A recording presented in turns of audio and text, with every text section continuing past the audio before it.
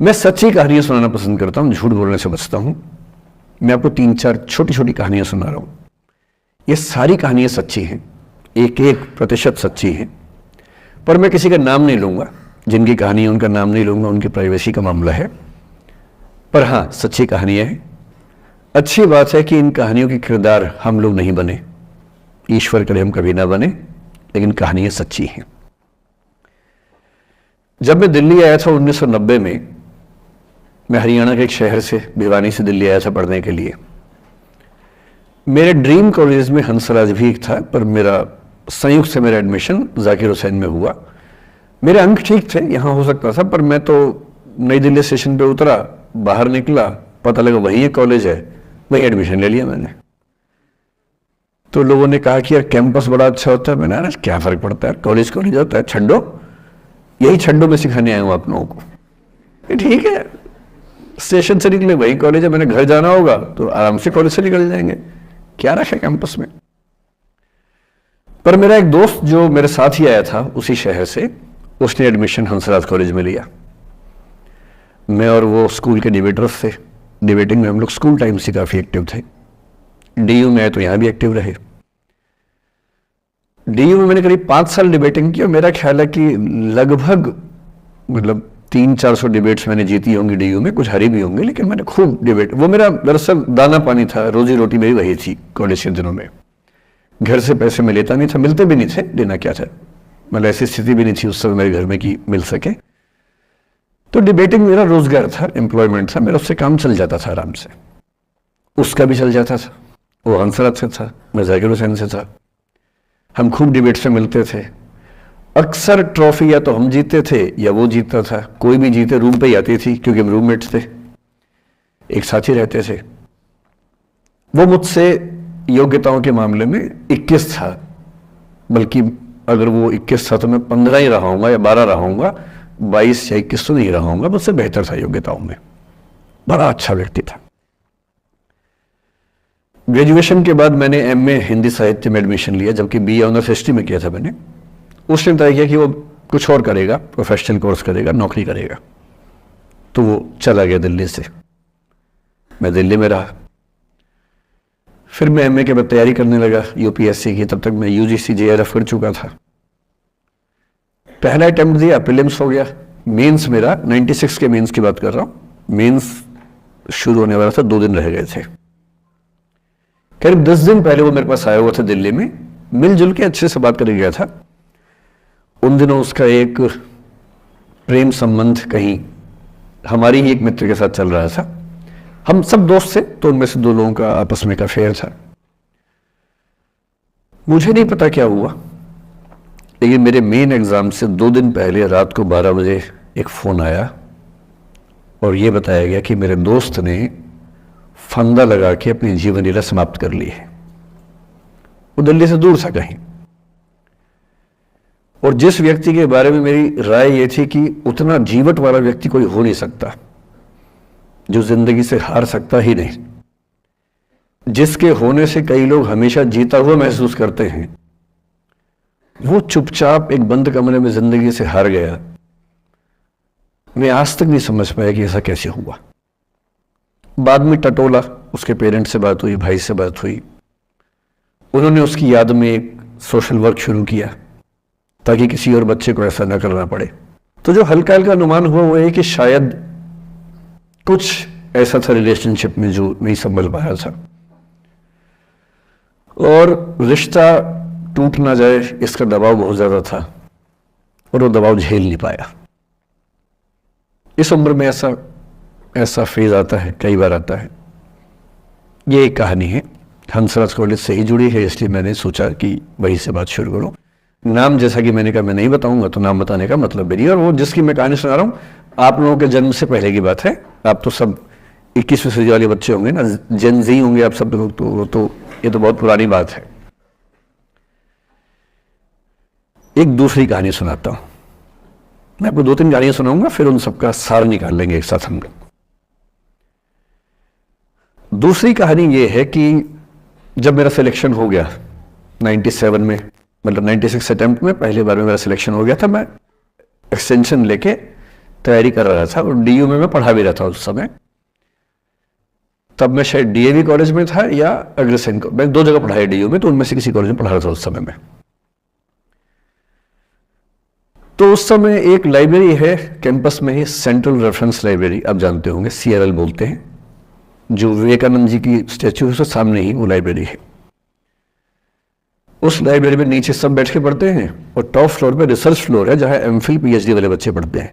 मैं उस समय शायद PhD कर रहा था या MPhil खत्म हुई थी, वहीं बैठता था, पढ़ता था रोज। कई दोस्त पढ़ते थे हम लोग वहां।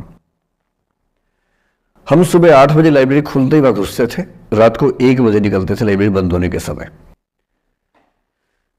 तो वहां एक छत थी, छत पे छोटी सी कैंटीन थी जहां हम लोग जब जब बोर होते थे दिन में 3-4 बार जाके चाय पीते थे।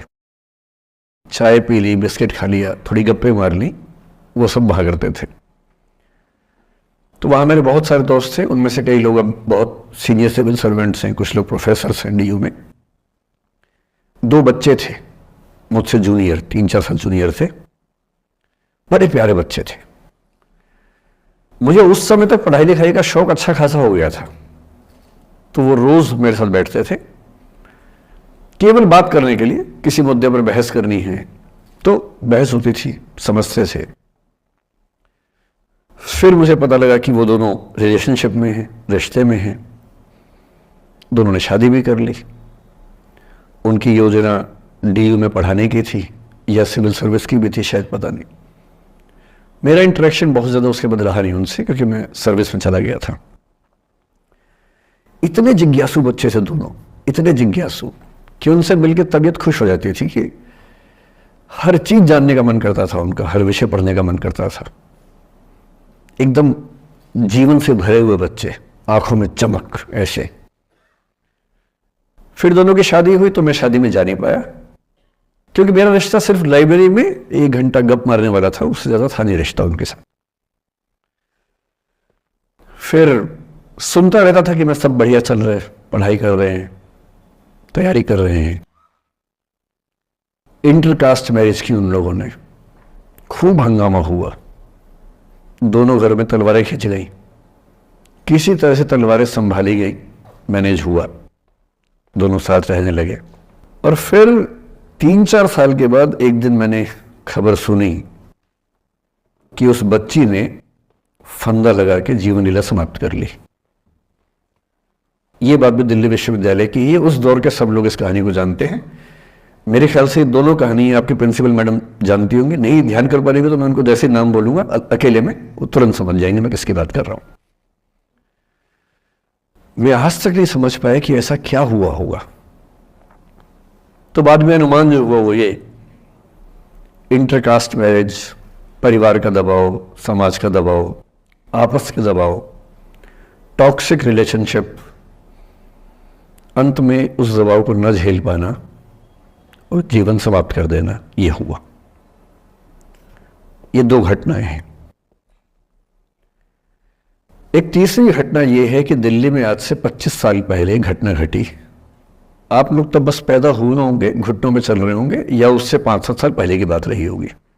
ये घटना दिल्ली के सब सीनियर लोग जानते हैं, जिनकी उम्र 35-40 साल है वो सब जानते हैं इस घटना को। मोबाइल फोन में वीडियो नया नया आया था उस समय। अब तो आपके हर फोन में वीडियो है, अब तो सामने भी है, ताकि आप वैसा वाला मुंह बना के सेल्फी खिंचवा सके।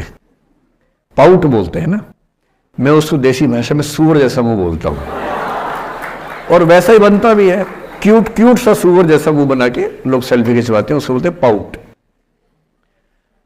तब तो कैमरा फोन में पहली बार आया था, तब लोग अभ्यस्त नहीं थे। अब जैसे आप लोग कितने अभ्यस्त होंगे, हम भी होने लग गए।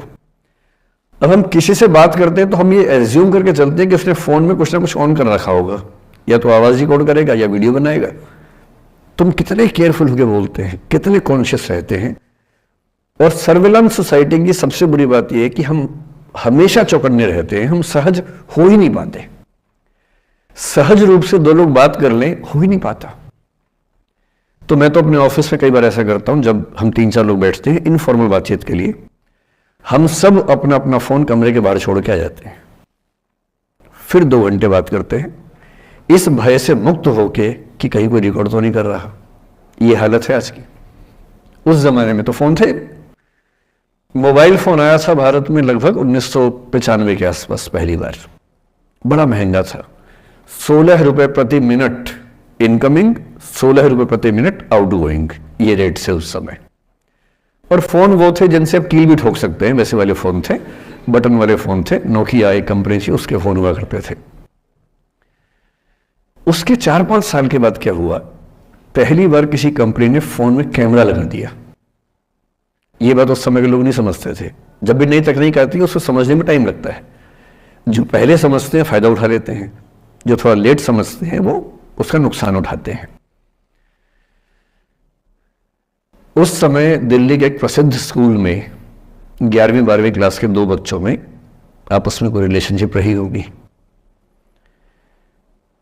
वो दोनों किसी ऐसी सिचुएशन में थे जो सिचुएशन बहुत ही प्राइवेट किस्म की थी, बहुत निजी किस्म की थी, जिसको पब्लिक नहीं कर सकते। कुछ फिजिकल रिलेशनशिप जैसा मामला था। उस दुष्ट लड़के ने लड़कों के इतिहास को कलंकित, लड़कों का इतिहास वैसे भी कलंकित ज्यादा है, उसे और कलंकित करते हुए उस पूरे सिचुएशन का वीडियो बना लिया। ऐसे मामलों में दुर्भाग्य है, मैं लड़का हूं इसलिए लड़के पवित्र थोड़ा ना हो जाएंगे। लड़का है, इतिहास कलंकित तो है, उसका वीडियो बना लिया और दुष्टता का चरम स्तर निभाते हुए वो वीडियो अपने एक दोस्त को शेयर कर दिया। ये कहे कि किसी और को दिखाना मत, जैसा कि होता है अफवाहों की दुनिया में। हर अफवाह एक व्यक्ति एक को ही बताता है, ये कह के किसी और को मत बताना, और अगला व्यक्ति भी अगले को यही कह के बोलता है किसी और को मत बताना। और इस तरह से पूरे शहर को खबर होती है और सबको लगता है कि सिर्फ मुझे पता है। वो वीडियो फैल गया। नए नए फोन आए थे, पर वो फोन कम लोगों के पास थे, कैमरे वाले फोन। तो फोन से कितना फैलता, ज्यादा नहीं फैला। लेकिन उस समय दिल्ली की कुख्यात मार्केट हुआ करती थी, पालिका बाजार, अभी भी है, पर तब वो कुछ और कामों के लिए कुख्यात हुआ करती थी। अब तो कपड़े मिलते हैं, तब कपड़ों के साथ कई चीजें और मिलती थी वहां। जैसे गंदी फिल्मों की सीडी चाहिए हो तो वहां मिलती थी, ग्रे मार्केट में, चोरी छिपे। इस वीडियो को सीडी में कन्वर्ट करके लोगों ने वहां से खरीदा, लाखों करोड़ों की संख्या में। नए नए टेलीविजन चैनल प्राइवेट आए थे, और प्राइवेट टीवी चैनल को खबरों की भूख इतनी होती है कि वो खबर के लिए जान दे सकता है और जान ले भी सकता है किसी की। 24 घंटे इस खबर पे, इस चीज पर खबरें चल रही थी सारे चैनल्स में कि ये वो लड़का है जिसने ऐसा किया, ये वो लड़की है, ये वो स्कूल है, इस स्कूल की प्रिंसिपल से बात करेंगे, इससे बात करेंगे। वो जो बच्ची थी जिसकी इसमें कोई गलती नहीं थी, सिवाय इसके कि वो किसी एक लड़के से प्रेम करती थी, जो कि उस उम्र में बच्चे कर बैठते हैं। इसके लिए बहुत चिल्लपौनी मचानी चाहिए। अब बच्चों को आप हर बात पे अपराधी नहीं मान सकते। उस बच्चे की गलती सिर्फ इतनी थी कि उसने अपने दोस्त पे भरोसा किया, जो भरोसे के लायक था नहीं। वो नीच किस्म का व्यक्ति था जिसने उस संबंध की गरिमा को समझा नहीं। उस बच्ची के घर के बाहर 24 घंटे न्यूज चैनल से कैमरे खड़े रहे। घर से कोई भी निकले 50 कैमरे पीछे, आप बताइए आपकी बेटी कैसी है, आप बताइए आपकी बहन कैसी है। अंत में उस पिता ने अपनी बच्ची को इस देश से बाहर भेज दिया। उसके कुछ दिन बाद की जो खबर टीवी चैनल से नहीं दिखाई, उसके पिता ने आत्महत्या कर ली। ये तीसरा इंसिडेंस है। ये सारी खबरें सच्ची बता रहा हूं मैं, इनमें से एक भी झूठ नहीं है। झूठी कहानियों से मोटिवेशन दिया जा सकता है, मैं जानता हूं, पर जब सच्ची कहानियां हैं तो मैं झूठ क्यों बोलूं? सारी सच्ची कहानियां बता रहा हूं मैं आपको। एक चौथी कहानी जो आप में से कई लोगों की होगी। मेरा एक स्टूडेंट है, सिविल सर्वेंट है, सीनियर लेवल पे है, करीब 40 साल का है। उसने आज तक शादी नहीं की। क्या उसकी शादी करने की इच्छा नहीं थी? पूरी इच्छा थी।